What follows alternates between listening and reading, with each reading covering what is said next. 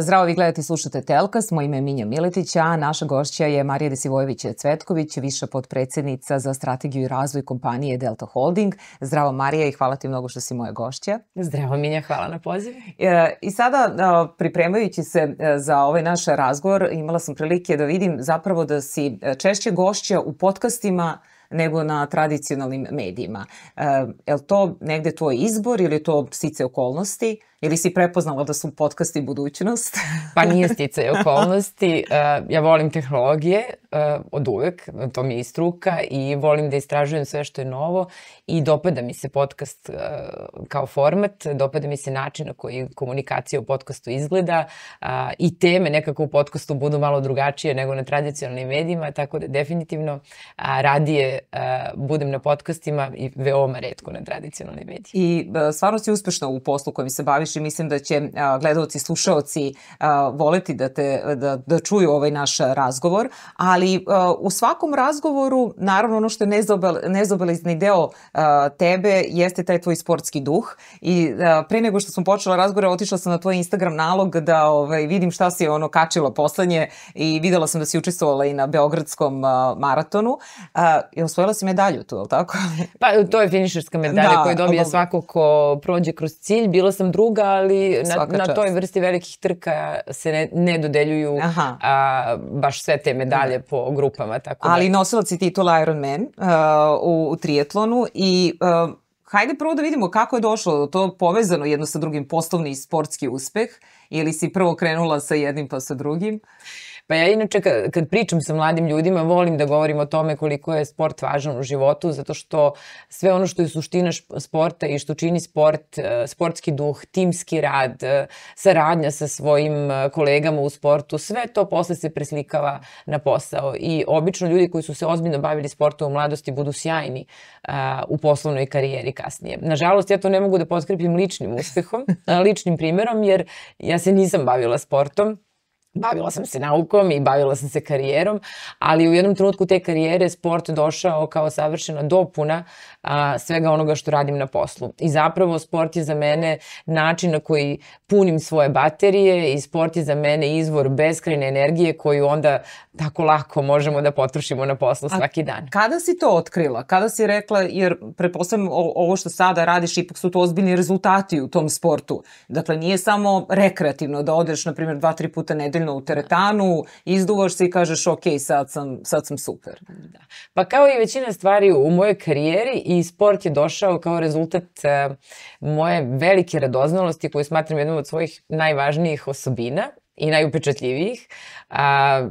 Kao i svi, išla sam u teretanu redovno jer sam u nekim godinama i zbog trudnoće, rađanja dece i tako dalje počela da imam male probleme sa leđima, što je značilo da moram da počnem da vežbam u teretani. I onda sam u teretani videla da postoji nešto što se zove Beogradski maraton, da se ljudi za to spremaju i poželela sam da probam tako nešto i ja, na što mi je moj trener u teretani rekao da to jednostavno nije moguće jer imam već mnogo godina, nikad nisam potrčala u životu i onda je proradila naša stara osobina inat, odnosno da pokažemo da možemo nešto za što su nam rekli da ne možemo i to je tako krenulo. Onda je išlo sve dalje i dalje, iz trčanja je došao biciklizam, onda je prirodno nekako bilo da uđem i u triatlon i onda su svi moji drugari u triatlonu radili Ironman pa je bilo glupo da ne radim i ja, ali zapravo sad šalu na stranu, volim izazove i voljela sam da proverim dokle sve to može da ide. Kao što volimo intelektualno da otkrijemo gde su nam granice i šta sve možemo i šta je sve to novo što možemo da naučimo, što možemo da primenimo, što možemo da uradimo. Isto to sam htjela da probam i sa svojim telom. Šta je to što moje telo može? Pa sam otkrila da može mnogo toga i da zapravo svačije telo može mnogo toga, da je samo stvar rešenosti i želje da se nešto pa dobro, i ta mentalna snaga, dakle, koja je izuzetno važna i ta vrsta motivacije, što ti kažeš, imala si nekako cilj, htjela si da dokažeš. Da, u nekim godinama, odnosno u sportovima izdržljivosti zapravo što ste stariji to ste bolji, zato što u sportovima izdržljivosti je najvažnija glava. Mišići mogu mnogo toga i treningom vi postignete da mišići zapravo mogu sve. Ono što je problem to je kad vam mozak na 35. kilometru maratona saopšti da vi više ne možete trčiti. I to saopštava mozak, a ne mišići. Tako da ta mentalna snaga i mentalna izdržljivost i snaga da se pobede te poruke koje dolaze iz glave, dolaze sa godinama, zato se ljudi i bave sportovima izdržljivosti najviše tek u srednjim godinama. Si rekla treneru, evo vidiš da može. On i danas moj trener posle 20 godina, tako da, imam daleko bolje vremena od njega u svim tim disciplinama. Pa dobro, ali i ti svoje, naravno, sportske poduhvate objavljuješ i na društvenim mrežama, često objavljuješ i koje si knjige pročitala, jednako daješ neke lepe savete svima onima koji te prate, ali kakav ti imaš generalno odnos prema društvenim mrežama, što u privatnom, što u poslovnom smislu? Pa sećam se, taj se odnos menjao, naravno, kad se pojavio Facebook, sećam se, svi smo bili na Facebooku, jer je to najzad bio način da se povežemo sa svim svojim prijateljima koji ne žive ovde pre svega, onda sa onima koje nismo videli po 10, 15, 20 godina, pa je to bio sjajan način da pronađemo neke ljude o kojima dugo nismo ništa čuli. Bio je dobar način sa svim ovim u inostranstvu da razmenjujemo sve informacije i nekako posle kad ih vidite posle mnogo godina nemate uopšte utisak da se tako dugo niste videli. Onda se sećam kad se pojavio Twitter i pošto je opet radoznalost, voljela sam da isprobam šta je to Twitter, kako to radi, pa je to bilo zanimljivo. Kasnije je došao Instagram, LinkedIn, hajde, on je paralelno sa svim tim, to je nekako mreža na kojoj svi mi koji se bavimo poslom postojimo na ovaj ili onaj način. Tako da se moje shvatanje društvenih mreža iz radoznalosti, pa onda iz jednog korisnog izvora informacija, pa onda mesta na kome sam čitala čak i vesti, jer mi je nekako bilo prijatnije da vesti čitam na Twitteru nego u medijima, jer tamo prođu filter osoba koje ja tamo pratim, pa mi je zanimljivo da čitam njihovu stranu te priče. U nekom trenutku za mene su društvene mreže postale možda način i da zabeležim ono najvažnije što mi se dešava. Na Instagram pre svega gledam kao na fotoalbum, jer nemam fotografije i nemam fotoalbum, pa je onda ovo moj fotoalbum za koji se nadam da mogu da ga prelistavaju i moje deca i jednog dana moji unuci. A Twitter je nekako postao mesto gde više volim da podelim nešto pametno što sam čula, što sam videla, što sam pročitala, jer mislim da društvene mreže treba da koristimo na lep način, a to je pre svega da delimo nešto dobro, lepo i pametno sa drugim ljudima, jer to je jednostavno najlakši način da to uradimo. Dobro, to jeste, to tako lepo zvuči, ali često nije tako, pogotovo kada pričamo o mreži X. Dakle, tu nekako mnogi pa i moji gosti kada komentarišu tu mrežu, onda oni kažu da je ona previše toksična, da se tu ljudi previše svađaju i onda pribegavaju nekim drugim mrežama kao što je Instagram, kao što je LinkedIn i tako dalje. Ti nemaš tu vrstu, kako bih rekla, odnosa prema recimo mreži X ili nekih komentara kada objaviš nešto pa onda ispod da li pozitivni, da li negativni komentari? Ja mislim da sa svakom stvari u tehnologiji je uvek dobijamo ono što mi hoćemo i srećom svaki od tih alata možemo da prilagodimo sebi. Tako da nemam taj problem. Ja mreži X vrlo retko čitam pomalo i to je veoma mali broj ljudi za koje znam da neće biti toksični, a komentare čitam ponekad, vrlo retko naiđe neki komentar, ali nikad to niti čitam, niti reagujem na tako nešto, a zbog toga mislim samo da je bitno šta mladi ljudi, odnosno deca koja još uvijek nisu formirana, a kako oni prave svoje filtere na tim mrežama. Mi odrasli to lako radimo, dakle mi znamo šta nam prija, šta nam ne prija, šta jeste toksično, šta nije. Mislim da je tu veći naš posao oko svoje dece i da im objasnimo kako se te stvari filtriraju, jer oni su suviše mladi da bi bili i imuni na to i da bi umeli da filtriraju. Tako da... Dakle, kakve savete daješ? Ti imaš 2 dečaka, tako? Da. Pa stariji je potpuno nezainteresovan za bilo koju vrstu društvenih mreža. Mislim da stavi jednomesečnu fotografiju na Instagram i to na story, to je to. On ima svoje filtere, on je već odrastao čovek, ima svoje filtere i nismo mu potrebni. A sa mlađim nismo nikad radili to da mi kažemo ovo može, ovo ne može, nego jednostavno mnogo o tome diskutujemo u kući, pričamo o vrednostima i nadamo se da će on to da pokupi i da primeni na svoju komunikaciju komunikaciju sa vršnjacima, ali pravo da vam kažem, oni su više na nekim drugim platformama koje mi i ne koristimo. Da. I povremeno se raspitamo je li tu sve u redu, da li je tu sve kako treba, da li su tu svi pravedni, da li nema bulinga i tako dalje, ali nekako imam jak utisak da smo tu završili svoj posao, da će tu sve biti u redu. Sada da pređemo i na biznis zapravo, i zaista i danas biznisi ne postoji ukoliko nema objavljivanja na društvenim mrežama. Kada je Delta Holding počela da se reklamira na društvenim mrežama? Dakle, koji je to bio trenutak? Da li se sećaš kada ste rekli, ok, sada je važno da nekako ubacimo i društvene mreže u tu našu marketinšku strategiju? Mi smo počeli da pričamo o digitalnom marketingu veoma rano. Ja se sećam već neke 2010. 11. i sećam se na tim našim velikim godišnjim kolegijumima smo imali uvek prezentaciju sektora za komunikaciju. Ja se sećam 2011. 12. da smo prvi put govorili o tome koliko je bitan marketing digitalni uopšte, pa između ostalog i na mrežama, i da su onako kolege gledale sa nepoverenjem kao šta mi sad to pričamo kad se mi reklamiramo na billboardima i na televiziji. I sećam se da sam jednom rekla da nije daleko dan kad ćemo zapravo sve budžete davati samo na digital, što se naravno desilo. Kao kompanija svoje, znači to je što se tiče reklamiranja naših brendova, kao kompanija smo shvatili važnost društvenih mreža dovoljno rano, već 2012. kada smo imali veliki problem u kompaniji, kada je prvi čovek kompanije nije bio tu, kada je bio pod istragom i u zatvoru. Dakle, nama je to bio jedini način da komuniciramo ono što mi radimo, i tada smo prvi put počeli da se bavimo time ozbiljno, da svoje rezultate objavljujemo na svim digitalnim kanalima, otvorili smo nalogi na svim društvenim mrežama i eto, znači negde od kraja 2012. smo već počeli da to komuniciramo. To smo radili na razne načine, imali smo razne profile, ne znam da li se sećate, ali imali smo profil na Twitteru koji se zvao Miško.cz, koji je bio jedan parodičan profil na kome je zapravo Miškovića tweetovao iz zatvora sve vreme dok je tamo bio i tako dalje. Jednostavno koristili smo društvene mreže na najbolji mogući način sa idejom da malo promenimo percepciju kompanije, njenog osnivača, svih nas koji tamo radimo, zapravo moje... Bilo otpora da je neko rekao, na primjer, u menadžmentu, ma ne, kao šta ćemo tamo, to je potpuno nepotrebno. Ne, nije bilo. Nije bilo. Mi smo u to vreme imali neke promene u menadžmentu, tako da smo shvatili da to kako smo do tada radili, što se tiče percepcije, uopšte imidža naše kompanije, je bilo zrelo za jedan potpuno novi i modern pristup. Tu su nam onda pomogle nove platforme, jedan novi digitalni svet, i mislim da smo mi od 2012. godine značajno izmenili imidž naše kompanije.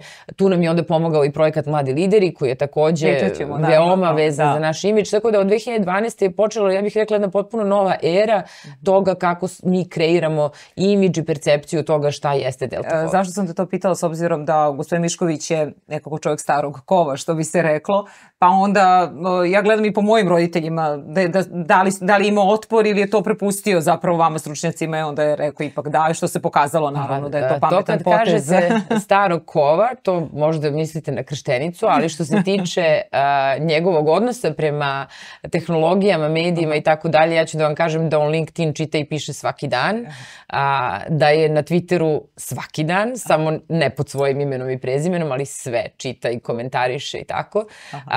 Reći ću vam da ChatGPT ima od prvog dana instaliran na svom telefonu i da sa njim razgovara redovno. Tako da ja se uvek kažem kako svi naši zaposleni kad vide njegov nivo tehnološke pismenosti i njegovo uzbuđenje vezano za nove tehnologije, onda svakom zaposlenom bude sramota da bude ispod toga.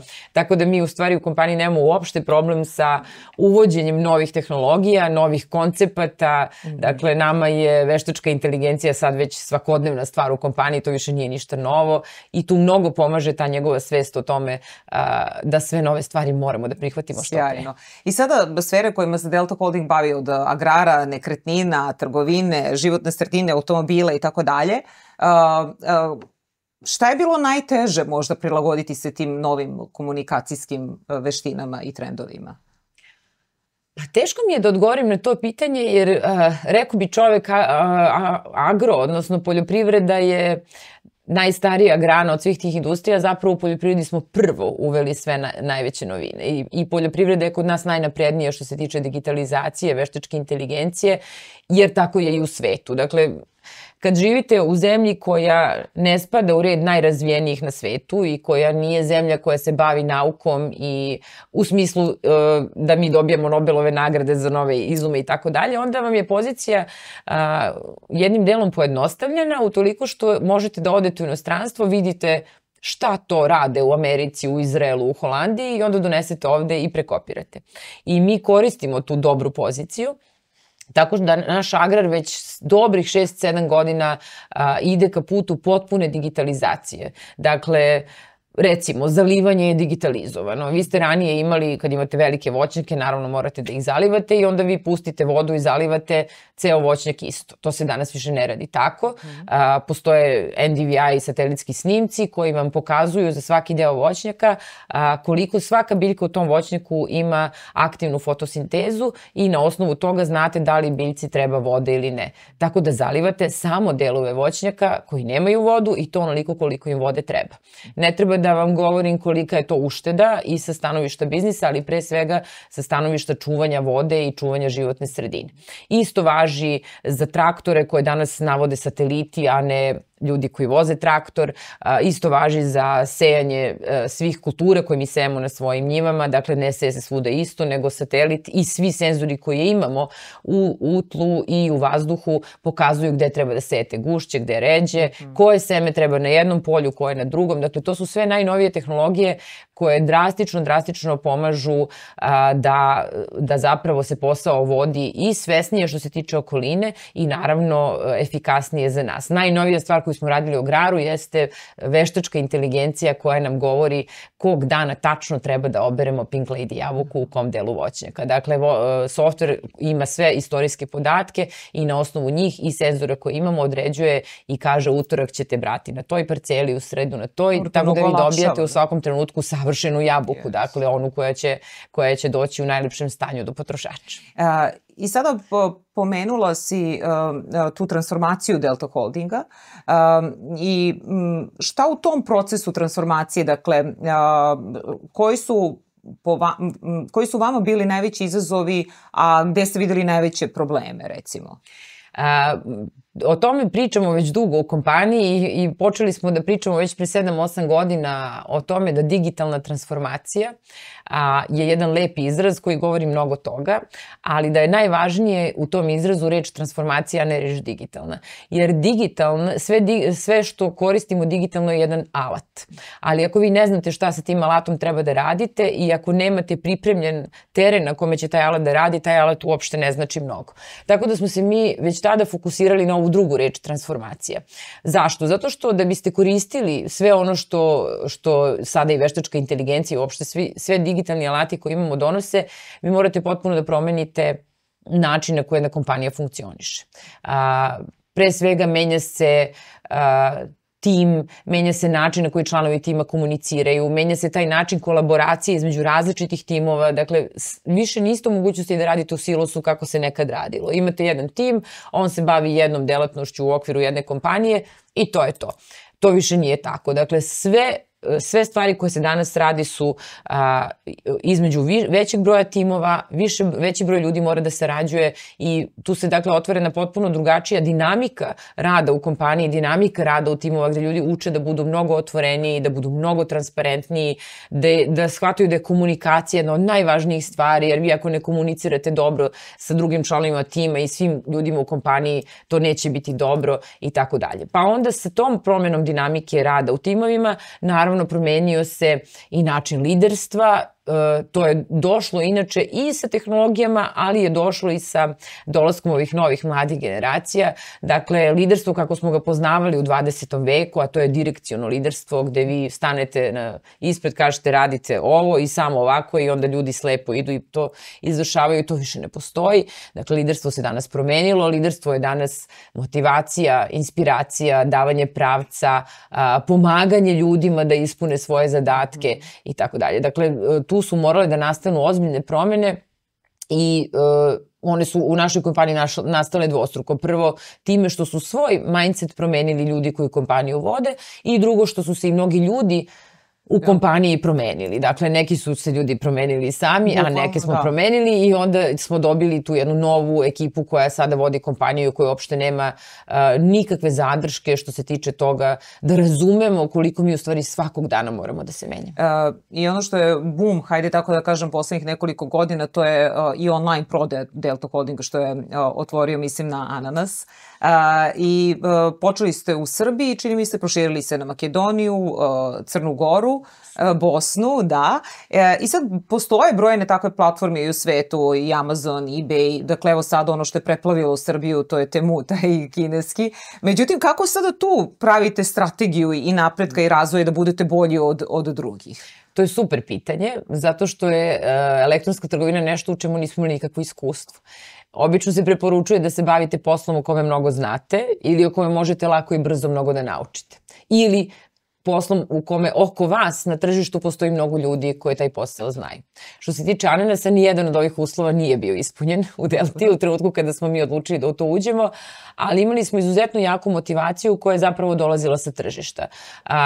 U našem regionu ne postoje prave e-commerce platforme, nije postojala ni jedna u trenutku kad smo mi ušli, u smislu da ta e-commerce platforma ima i sajt na kome nešto kupujete, ali je takođe u potpunosti odgovorna i za način na koji ćete vi tu robu dobiti, dakle od početka do kraja za kompletan customer experience. Nije postojala ni jedna platforma na kojoj je postojao potpuno razvijen proces vraćanja proizvoda, zamene proizvoda i tako dalje. Kako su samo samo pripreme koliko su samo trajale? Pa trajale su skoro 2 godine, dakle to je trajalo, odnosno ajde da kažemo malo više od godinu i po dana.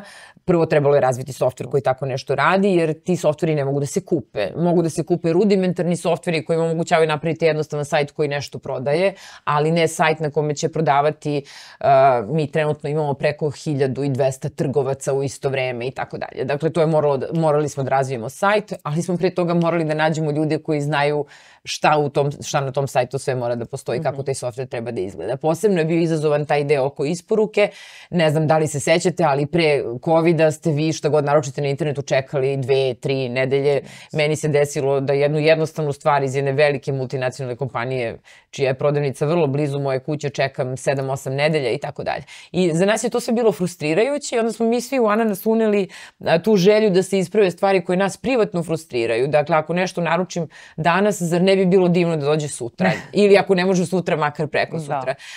Ako kod mene kući nema nikoga, jer sam često doživljavala da me usred sastanka zove kurir i kaže ja sam ispred moje kuće u kojoj ja nisam, onda smo to rešili tako što smo uveli paketomate i uveli smo pick up, drop off lokacije, dakle lokalne kafiće, hemijske čistionice i tako dalje, menjačnice gde možete da pokupite svoj paket kad se vraćate kući.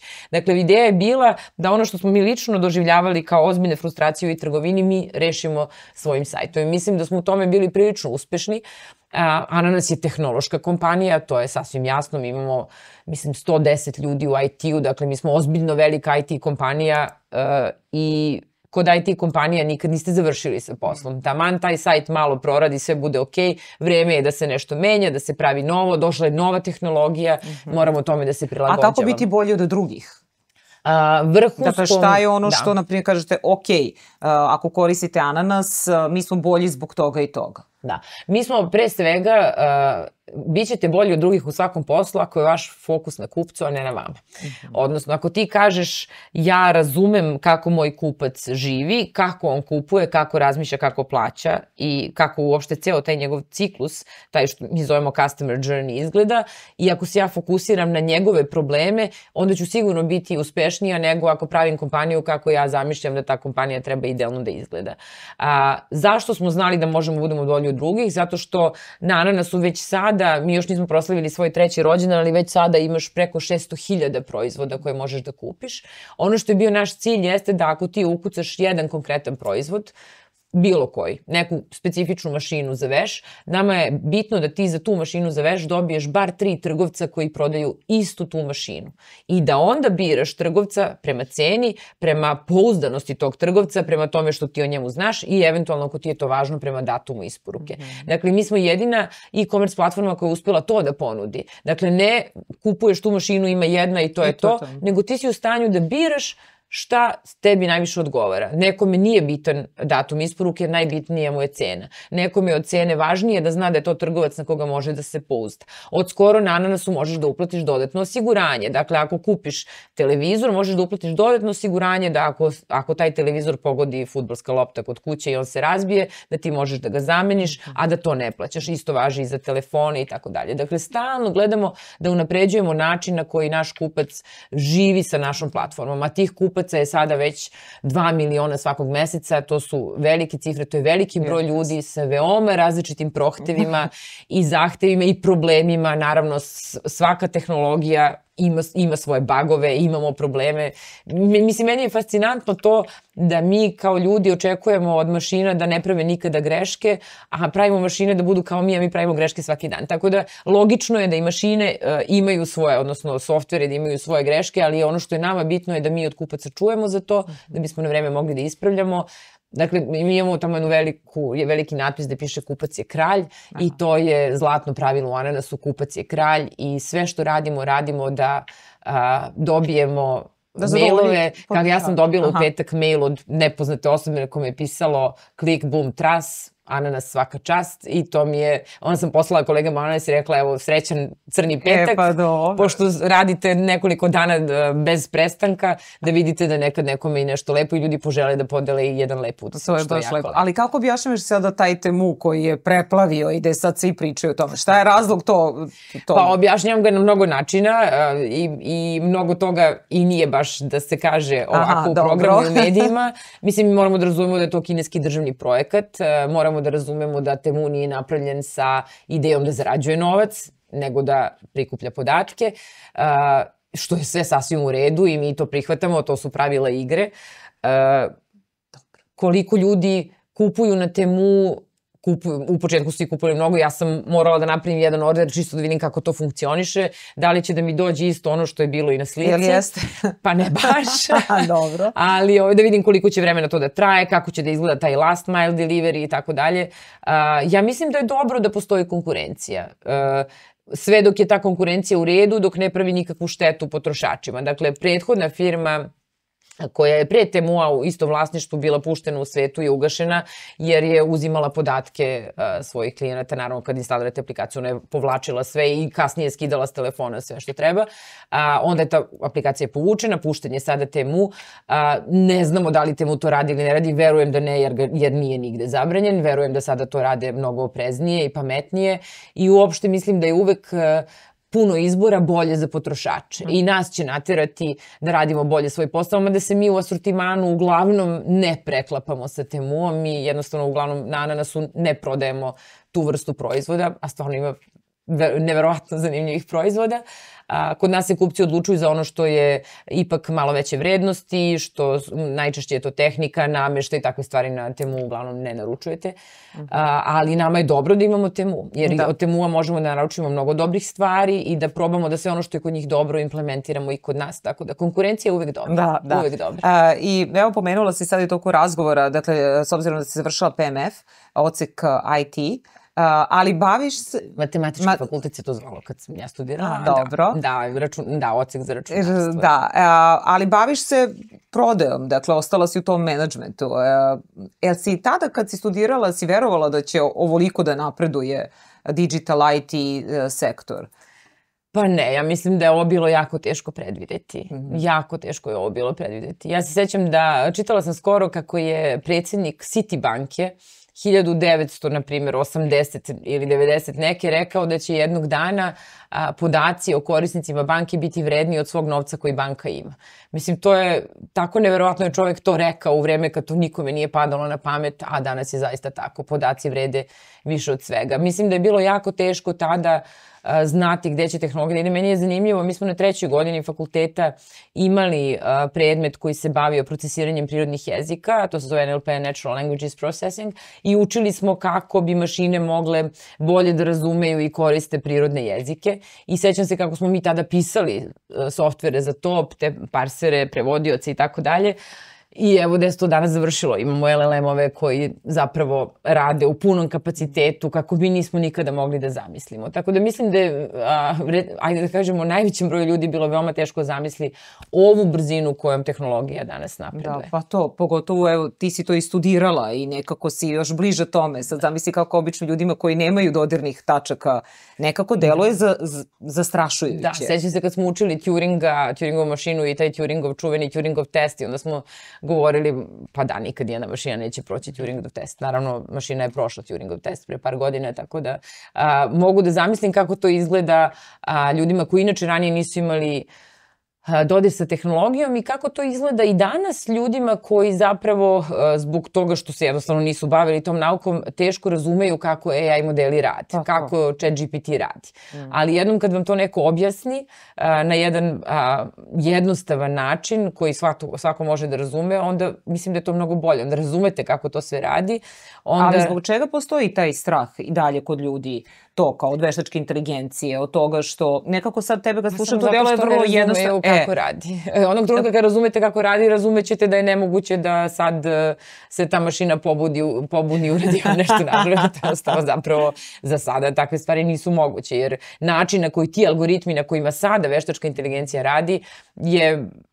Ako bi se neko potrudio da to objasni na jedan jednostavan način, ljudi ne bi imali nikakav strah. Samo bi razumeli od čega treba da imamo strah.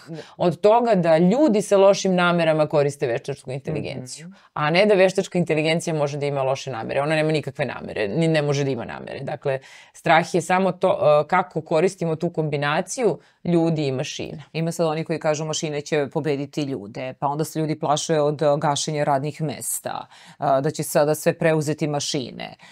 Dakle, tu su ti strahovi. To pričam, dakle, i sa gostima ovde, jer tema je ovde jeste okosnica ovog podcasta kakav mi imamo odnos prema i novim tehnologijama i digital i veštačkoj inteligenciji, koliko su se naši životi promenili što privatno, što poslovno. Evo i ti sama pričaš koliko se i kompanija tvoja i promenila, prilagodila, transformisala upravo zbog tih novih tehnologija. Dakle, zato, a opet ljudi koji nemaju veze sa tehnologijama imaju taj strah, a delo je vrlo jednostavno, ako im neko objasni, onda će shvatiti zapravo da to ne treba imati taj strah. Ili možda ljudi nemaju želju da, što kaže, i tokom istorije neka mesta su se radno ugasila, napravljena su nova, dakle moramo i mi sami da se menjamo. Pa ne znam, zamislite koliko je pisara izgubilo posao kad je izmišljena štamparska mašina i koliko je kovača koji su se bavili potkivanjem konja izgubilo poslove kad je došla automobilska industrija.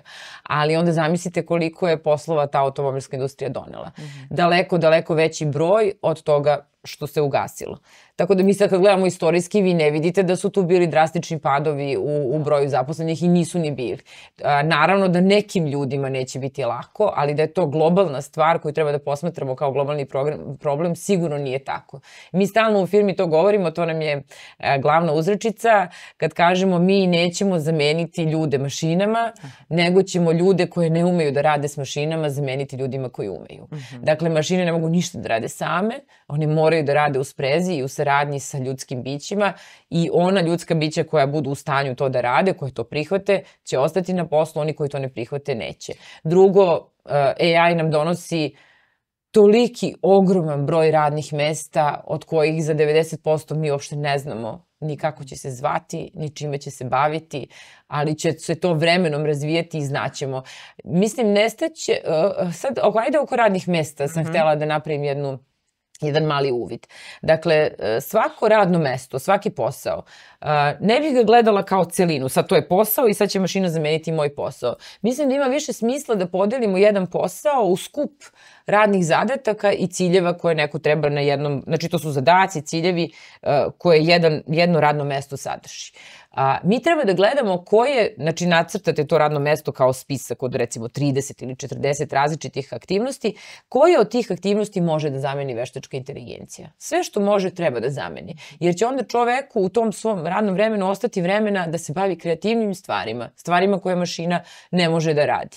Jedino kod radnih mesta gde budemo došli do zaključka da je preko 70% svih aktivnosti zamenjivo veštačkom inteligencijom, tu ćemo doći do zaključka da će vrlo verovatno ta radna mesta u budućnosti nestati. Ali to nije tako veliki broj, s druge strane otvara se ogroman broj radnih mesta koja će nam trebati da bismo pametno koristili ono što nam tehnologija nudi. I pomenula si to da Delta Holding i tekako koristi veštačku inteligenciju, ali evo i sada kako pristupa tim etičkim pitanjima vezano za razvoj i primjenu veštačke inteligencije? Mislim da smo još uvek na prilično rudimentarnom nivou da bismo uopšte imali takve teme u firmi, sad da li je nešto etički ili ne, jer ta primjena koju mi imamo kao u većem delu sveta sada još uvek nije stigla dotle. Etikom se još uvek bave na mestima gde je nauka i gde se ide u neke dalje primjene gde moramo mnogo bolje i više o tome da razmišljamo. To ne znači da nismo svesni toga i mi znamo šta znači etička primjena veštačke inteligencije i šta znači zaštita i ljudi i podataka i našeg poslovanja.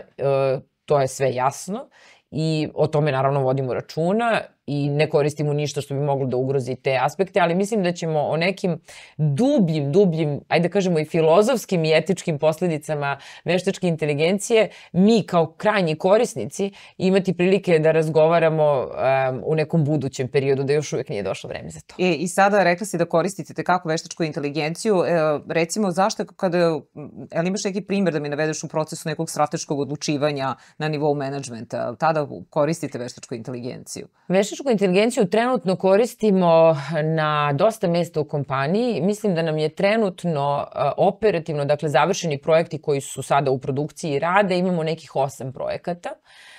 Imamo 20 i nešto projekata koji su trenutno u fazi proof of concepta, POC fazi, dakle instalirani su, isprobavamo, gledamo koliko nam to korist donosi i imamo neki funnel od još 20-ak projekata. Mi smo odlučili u kompaniji da kod veštačke inteligencije idemo jednim malo obrnutim redom. Najčešće kompanije prvo sačekaju da naprave strategiju, da onda tu strategiju dobro osmisle, da je kreiraju, da je onda spuštaju polako na dole i da onda tek kao rezultat te strategije dolaze konkretni projekti. Mi smo zaključili da je veštačka inteligencija došla toliko brzo i da ima toliko mogućih načina da se ona primeni, da smo odlučili jedan potpuno drugi pristup, a to je da smo prvo počeli da implementiramo, a da smo tek sada u fazi završetka AI strategije cele kompanije. I mislim da nam je to bila vrlo dobra odluka, zato što je za rezultat dobila to da su svi ljudi u kompaniji uzbuđeni oko AI-a. Jer niko nije rekao, ljudi, stiže AI, evo je strategija, vi ćete polako nestajati, mašine će dolaziti, što sve naravno nije tačno, i da onda ljudi budu, nego smo mi napravili, rekla bih kao neku igru u kojoj smo prvo predstavili onog trenutka kad je izašao ChatGPT, mi smo postavili jedan računar u kompaniji i rekli svi slobodno dolazite, igrajte se koliko hoćete, platili smo posle onaj skuplji, bolji model i onda smo rekli pogledajte kako ChatGPT pravi pesmice. I mi smo počeli tako što je nama ChatGPT pravio pesmice na razne teme.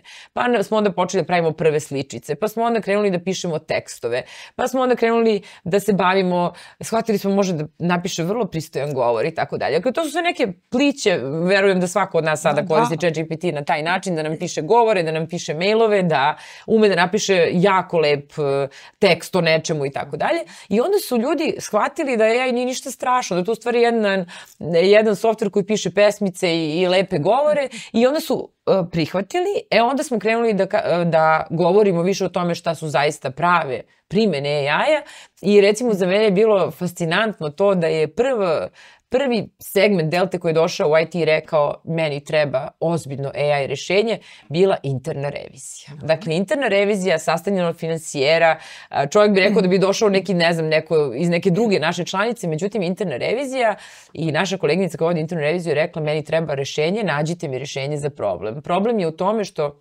kad interna ili bilo koja druga revizija, kod nas je to interna revizija, uđe u neku kompaniju, mi u Delti imamo preko 20 kompanija, šta prvo moraju da urade? Oni moraju prvo da pogledaju svu dokumentaciju u toj kompaniji i da provere usaglašenost. I to je jedan jako težak, dugotrajan posao, oni to rade njih 5-6 nedelju dana, dakle mora se pročita apsolutno svaki dokument i da se vidi da li ne postoji neusaglašenost između neka dva dokumenta. To je jako, jako teško, dosadno, nije kreativno i tako dalje. Mi smo nabavili AI koji to radi i sad to bude gotovo za par sati bez jedne osobe, a koleginice za to vreme rade pametnije stvari. Bave se cenama, bave se troškovima, bave se profitabilnošću proizvoda, bave se načinima na koje stvari radimo, tako da one su srećne, ne rade stvar koja je bila najružnija u cijelom njihovom poslu, a imaju više vremena da rade ono u čemu uživaju.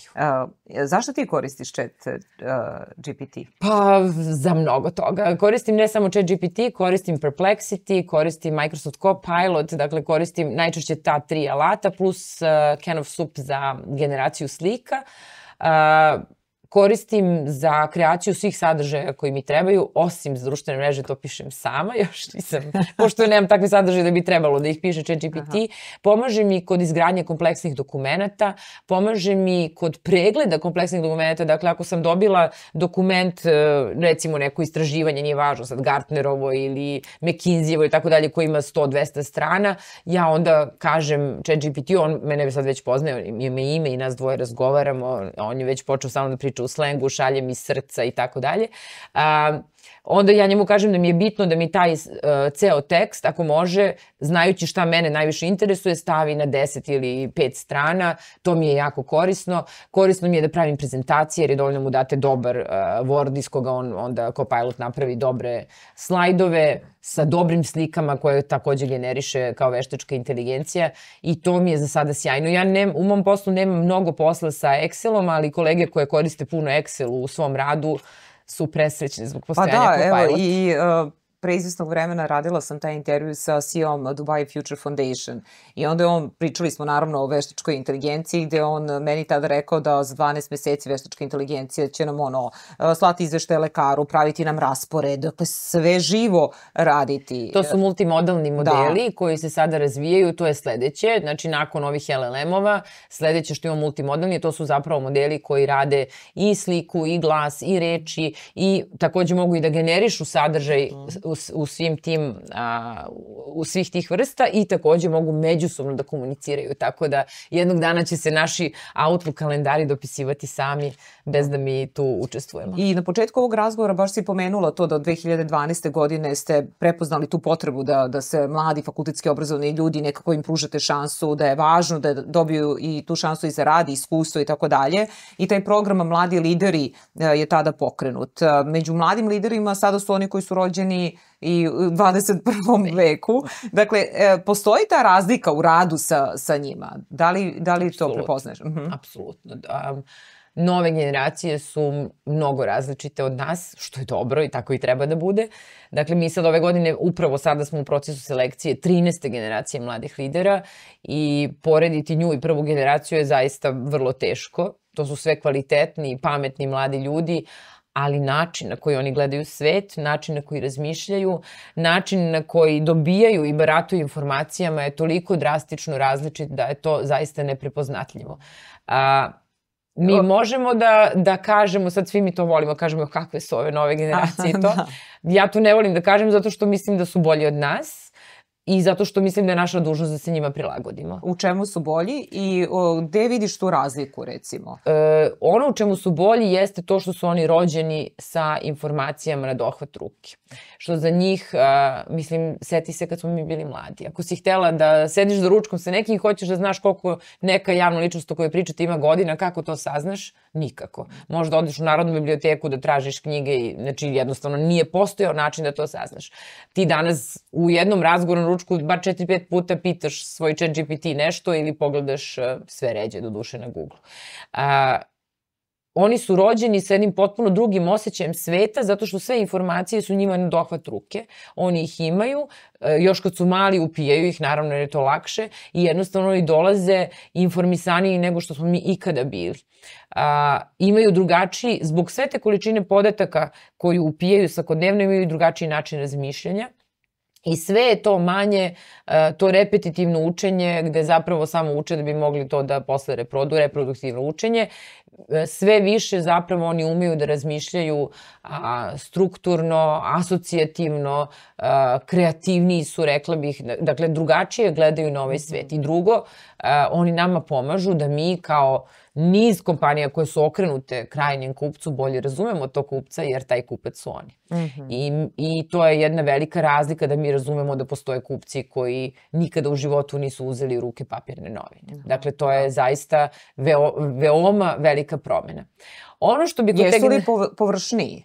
Zbog toga što su informacije dostupnije. Da. Pa ne da li neko ko onda kao, pa dobro, što moram da pročitam Anu Karenjinu, mogu da mi se prepriče, recimo.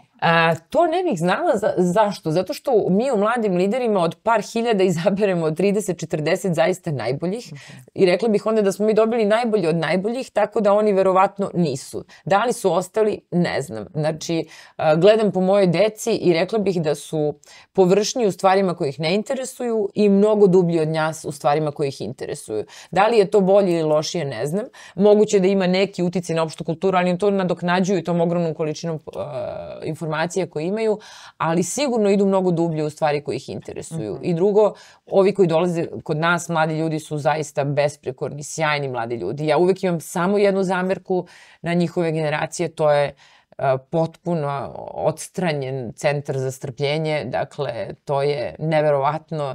Dakle, zbog sve te brzine, zbog svega što im je toliko lako dostupno, oni jednostavno sve to hoće odmah, sada, dakle, treba malo vremena, mi njima objasnimo da nije logično da neko postane generalni direktor za 25 godina, zato što je iskustvo jedina stvar koju ne mogu da dobiju sa interneta i da nekako čovjek mora da prođe nešto i da i dalje u kompaniji liderstvo, management pre svega podrazumeva odnos sa ljudima i to je nešto što se uči, to ne može, sa tim ne može dođe čovjek od 25 godina i da kaže spreman sam za ovo. Da, pa evo i to si dobro rekla, taj odnos i prema poslu, ja gledam i ovdje u mom poslu, nekako to hoće sad i odmah, a ne može baš. Iako im ti to ne daš, odaše dalje. I onda tako vidiš na 6 mjeseci, ali to njima nije nikakav problem. Ja se sjećam kad sam počinjala da radim, što je stvarno bilo jako davno, pa onda kao gledamo CV i kažu, ovaj promenjao je poslove na 2-3 godine ovdje. Da, znači, ozbiljno nije u redu. A sad, to je bukvalno na 6 mjeseci i to njima nije problem, oni to stavljaju u CV, mi to sve vidimo. Tako da, ali to je njihov izbor, njihov smer i jedino što možemo da uradimo jeste da naravno pokušamo da kad uđu u kompaniju na neki način malo samo promenimo taj stav prema tome koliko brzo nagrada treba da dođe, ali sve ostalo mi moramo njima da se prilagođamo. Sad mi to nameće o drugo pitanje s obzirom da je Miroslav Mišković izdao drugu knjigu Tajne zanata. Pa me zanima šta tu može da se nauči, pogotovo ti mladi ljudi ili oni koji pokreću biznis. Dakle, koje su te stvari koje može čovjek da nauči i primeni možda negde sada kada pročita tu. Pa sad, verovatno sam malo pristrasna, ali to tako i treba da bude. Dakle, ta knjiga bi trebalo da je prilično univerzalna i da su vrednosti o kojima se u njoj govori i stvari o kojima se piše relativno univerzalne. Posebno zbog toga što se u knjizi piše i o tehnologijama i veštačkoj inteligenciji i tako dalje, ali kad čovjek pročita tu knjigu, ponovo vidi ovo što sam malo pre rekla, fokus su ljudi, suština su ljudi. Mi bez ljudi nikada ništa nećemo moći da radimo i ako umemo da ljude inspirišemo, motivišemo i pokažemo im koja je njihova važnost u svakoj stvari koju radimo, gdje je njihovo mesto i šta će oni dobiti time što učestvuju u nekom fenomenalnom poduhvatu koji mi pripremamo, uvijek ćemo biti dobri. To neće zavisiti ni od tehnologije, ni od čega. Dakle, taj odnos prema ljudima i sposobnost da se oni inspirišu na najlepši mogući način, to je ono što dovodi do pobjede. I to jeste tačno, moram da priznam, zato što kogod i da ne radi kod vas u kompaniji, ali ono što postoji, na primjer, u javnosti, da imate zaista sjajan odnos prema ljudima i to je mnogo lepo, da nekako vodite računa o ljudima koji rade kod vas. Mi to kažemo, kad bi nam neko uzeo sav naš novac, sve naše biznise, sve što imamo, mi bismo seli pa bismo od početka napravili. A kad bi nam neko uzeo sve naše ljude, a da nam ostavi sve ovo drugo, ne bismo mogli ništa. Dakle, ljudi su ključ. Mi smo to videli i te 2012. 2013. godine za tih 7 meseci dok predsjednik nije bio tu. iz firme otišlo tačno 0 menadžera, dakle 0 zaposlenih je otišlo iz naše kompanije u tom. Čak i oni koji su pre toga već našli novi posao, hteli da idu, su to zaustavili i sačekali da se situacija smiri da bi otišli, što pokazuje jednu veliku meru lojalnosti kompanije, a lojalnost ne može da nastane veštačkim putem. Lojalnost nastaje kao uzvraćanje na ono što ste od kompanije dobili. To zaista nema cenu. Nikad. Lojalnost, da. Evo i pred kraj razgovora našeg, dakle mi snimamo ovaj telekast u Sava centru koji je renoviran u potpunosti, vlasništvu Delta Holdinga i jesu li strateški ciljevi, dakle, koje ste postavili kada ste uzeli Sava centar, da su već počeli da daju rezultate? Da. Pa mi kad pričamo o našim investicijama, mi pričamo sve investicije s jedne strane, da Sava centar s druge strane. Zato što sve investicije, mi smo kompanija, korporacija, čiji je cilj da zaradi novac i da od tog novca može da plati svoje zaposlene, banke, svoje partnere i da ima novca za dalji razvoj. To je suština. I kod svakog projekta gledamo to isto. Dakle, koliko ćemo novca uložiti, kako će se taj novac vratiti, kojim ritmom će se vraćati, kako ćemo biti u stanju da servisiramo banke i da platimo sve one koji su stakeholderi u tom poslu. Jedino za Sava centar nije bila takva računica. Sava centar je za sve nas jedna emotivna stvar. Svi smo svesni toga kakvu simboliku ima Sava centar i šta on predstavlja za sve ljude i u Srbiji, ali rekla bih i u Beogradu i u Srbiji, ali i šire od Srbije, zaista u celoj bivšoj Jugoslaviji. I mogućnost da dobijemo Sava centar za nas bila tako velika i skoro i neverovatna, da je onda taj finansijski deo stavljen malo u stranu. Posebno kada smo saznali nakon kupovine da zapravo ta investicija koju ćemo mi morati da uložimo neće biti 60, već preko 100 miliona evra. I to nije bila prijatna vest, ali to nismo mogli da znamo dok nisu građevinci ušli unutra, zakopali, videli u kom je sve stanju i tako dalje. Tako da onda smo rekli, ok, mi ćemo ovo da uradimo kao što i sve radimo, najbolje što možemo i želimo da Sava centar bude ponovo ponos ovog grada i ove države i na neki način mi na Sava centar gledamo kao na neki legacy, nešto što ostaje iza svih nas, kao jedan divan spomenik tome čemu smo mi kao kompanija od uvek bili posvećeni, to je najviši kvalitet, najbolja moguća dostignuća, najnovije tehnologije, sve ono i ljudi na jednom mestu što Sava centar svakako jeste. Sad kad prolazi polako prva godina, rezultati su okej, što znači da neće Delta propasti zbog toga što je ta investicija bila duplo veća nego što smo mislili, i sigurno sam da će biti sve bolji i bolji. Dakle, mi smo zadovoljni načinom koji Sava centar radi, a najsrećniji zbog toga što vidimo koliko ljudi ovde dolazi. I poslom, i da nešto kupi, i na ove divne kulturne događaje koji su se najzad vratili u Beograd i ja sam presrećna kad vidim da, kad počnu ljudi me zovu ili imate karte za neki događaj, što znači da se sve rasprodalo i to je stvarno divno. I šta vam je cilj? Šta je cilj Delta Holdinga? Ko je vama cilj, na primjer? Naša svrha je da kreiramo biznise i gradimo ljude. I to je naša zvanična svrha. Mi više kao kompanija ne komuniciramo ni misiju ni viziju svojim zaposlenima. Mi smo rekli ovo je naša svrha i to je zašto mi postojimo i šta mi želimo da radimo. Da stalno kreiramo nešto novo, da pravimo stalno nešto novo. Naravno, kroz našu istoriju mogla si da vidiš sve to što kreiramo kad poraste dovoljno veliko mi i prodajemo, da bismo tim novcem kreirali nešto novo. A da u tom procesu te stalne kreacije zapravo ovaj drugi deo rečenice gradimo ljude. Da u našoj kompaniji rastu najbolji mogući ljudi i mi sad kad se okrenemo po Srbiji, kad pogledamo gde sve rade ljudi koji su radili u Delti, stvarno bude nam puno srce jer to je tako veliki broj vrhunskih menadžera i lidera da je to u stvari nešto najlepše što ostavljamo iza sebe. Je bilo nekad nekih pogrešnih odluka? Sigurno da jeste. Da, mislim. Pa sad to bismo morali da snimimo 2-3 nove emisije. Mnogo pogrešnih odluka, ali pogrešne odluke su mnogo bolje nego da ne donosite odluke i mi donosimo odluke svaki dan, velikom brzinom, neke su dobre, neke su pogrešne, ali je važno da nijedna nije ostala da čuči i da čeka da bude rešena, za to vreme poraste iz mrvice u planinu, dakle odluke se donose svaki dan i normalni je deo posla da su odluke pogrešne. Evo, brza runda pitanja. Online kupovina ili kupovina uživo? Online, ananas. Dobro, filmovi ili knjige? Knjige.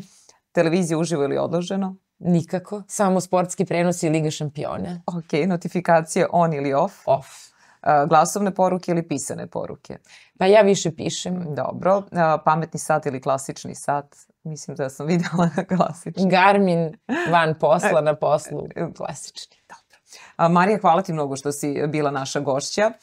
Uživali smo u ovom razgovoru, mislim i moja ekipa i ja. Nadam se da će i naši slušaoci, pa se vidimo onda nekom drugom priliku. Hvala mnogo, Minja. Uživala sam. Drago mi je. Marija Disivojević-Cvetković bila je naša gošća.